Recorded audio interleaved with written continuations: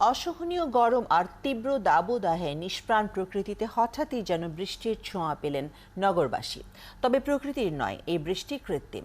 নাগরিক জীবনে স্বস্তি দিতে রাজধানীর বিভিন্ন এলাকায় জলকামান দিয়ে বৃষ্টি ঝরাচ্ছে উত্তর সিটি কর্পোরেশন। প্রতিদিন ছিটানো হচ্ছে প্রায় 4 লাখ লিটার পানি। এতে কিছুক্ষণের জন্য হলেও শীতল পরশ পাচ্ছেন নগরবাসী। শাহনাজ শারমিনের রিপোর্ট।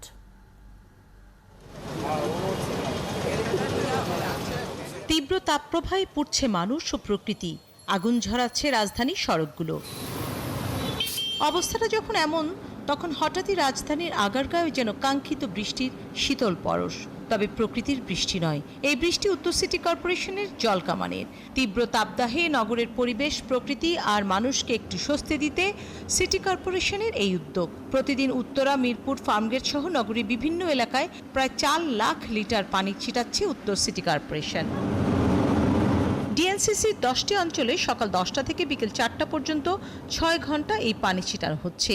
এই কাজে ব্যবহার হচ্ছে 2টি স্প্রে ক্যানন ও 10টি ব্রাউজার। হঠাৎ বৃষ্টির পরশে নিজেদের ভিজিয়ে নিতে মেতে ওঠেন সব বয়সী মানুষ। সবাই পানি নিচে দাঁড়ায়, একটু গোসল করতে চায়, একটু আরাম লাগে। আগে শুধু সড়কের ধুলাবালি ও বায়ু দূষণ রোধে পানি ছিটানো হলেও এখন তাপদাহ নিয়ন্ত্রণেই এই কাজ করা হচ্ছে।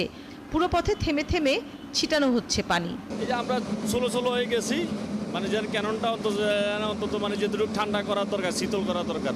তাপ প্রবাহ বেশি হওয়ার কারণে আমরা ক্যানন চালাইতেছি। আগে তো রাস্তায় দিতাম পানি, এখন উপরে দিতেছি আর কি, বায়ুটা ঠান্ডার জন্য।